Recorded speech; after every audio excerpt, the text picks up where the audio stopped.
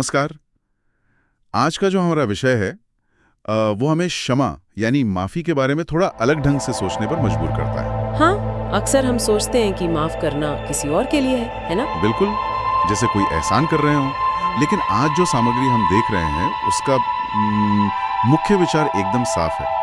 क्षमा दूसरों के लिए नहीं, अपने लिए है। अपनी मानसिक शांति के लिए, अपनी आजादी के लिए। हाँ, वो कहावत भी है ना, गुस्सा आपके दुश्मन को नहीं आपको जलाता है। सही। तो चलिए आज इसी नजरिए से थोड़ा गहराई में जाते हैं और समझते हैं कि ये स्रोत क्या कहते हैं कि माफी हमारी अपनी भलाई के लिए क्यों और कैसे जरूरी है। तो इसमें जो पहला और शायद सबसे अहम पॉइंट है वो है मन की स्वतंत्रता।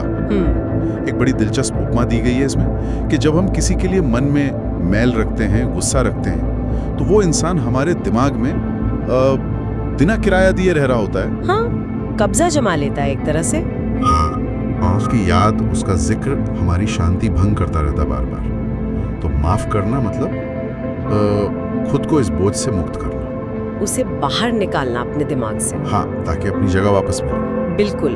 और यही पर एक बहुत जरूरी बात आती है जिस पर इन लेखों में भी जोर है। क्या?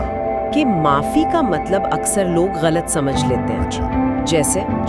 जैसे कि माफ करने का मतलब है भूल जाना, या फिर जो गलत हुआ उसे ठीक मान लेना, उसे सही ठहराना। हाँ, ये कंफ्यूजन तो होता है। पर ये स्रोत साफ कहते हैं कि माफी ये नहीं है। माफी का असली मतलब है एक फैसला लेना।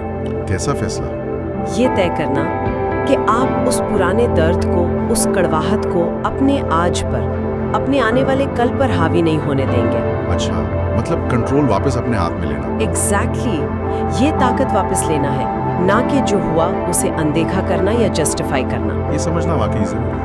पर क्या ये प्रैक्टिकली आसान है? मेरा मतलब दर्द को हावी ना होने देना, लेकिन जो हुआ उसे याद भी रखना। ये बैलेंस कैसे बनता है? इस बारे में कुछ है इन सोर्सेज में? हाँ, अच्छा सवाल है। और सामग्री ये मानती है कि ये आसान नहीं है। मतलब ये कोई स्विच नहीं है कि ऑन ऑफ कर दिया। ये एक प्रक्रिया है, एक सफर हो सकता है।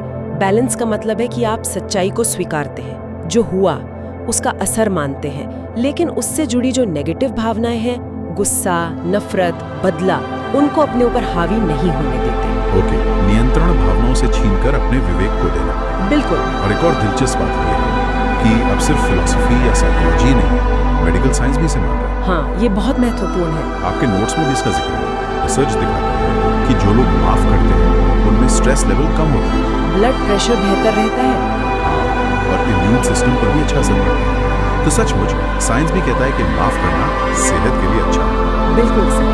सेहत और मन की शांति दोनों के लिए। और बात सिर्फ यहीं तक नहीं रुकती है ना। इन स्रोतों में इसे एक तरह की आजादी से जोड़ा गया है। आजादी? कैसे? उस जहर वाली मिसाल बहुत अच्छी है कि मन में रखा गुस्सा या द्वेष एक जहर जैसा है। हम सोचते हैं ये दूसरे के लिए है, पर पीते हम खुद हैं। सही। तो नुकसान सबसे ज्यादा हमें ही होता है। माफ करके हम असल में खुद को उस जहर के असर से आजाद करते हैं। ये तो खुद को दी गई स्वतंत्रता हुई। बिल्कुल, स्वयं को दिया गया तोहफा। हाँ, और अच्छी बात ये है कि ये सोर्सेस सिर्फ क्यों पर नहीं रुकते, बल्कि कैसे माफ किया जाए, इसके कुछ प्रैक्टिकल तरीके भी बताते हैं। हाँ, कुछ सुझाव हैं। जैसे एक तकनीक है कि अपने गुस्से को, कड़वाहट को कागज पर लिखो और फिर उसे फाड़ दो या जला दो। एक सिंबॉलिक रिलीज। ये एक तरीका है। और दूसरा है रीफ्रेमिंग का। मतलब उस बुरी घटना या अनुभव को एक अलग नजरिए से देखना, उसे एक सबक की तरह देखना। अच्छा, जैसे कि पूछना कि इस अनुभव से मैंने क्या सीखा, क्या मैं इससे कुछ मजबूत बना?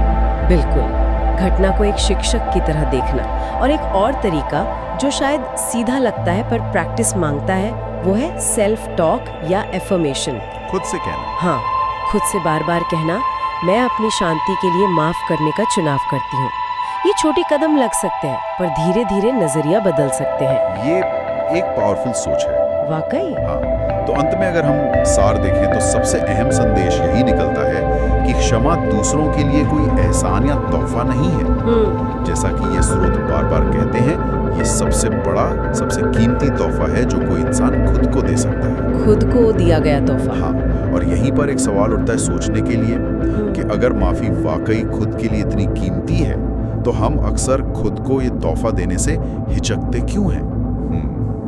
क्या चीज रोकती है हमें? हाँ, कौन सी बात हमें रोकती है? शायद इस पर सोचना ही माफी की राह पर पहला कदम हो सकता है।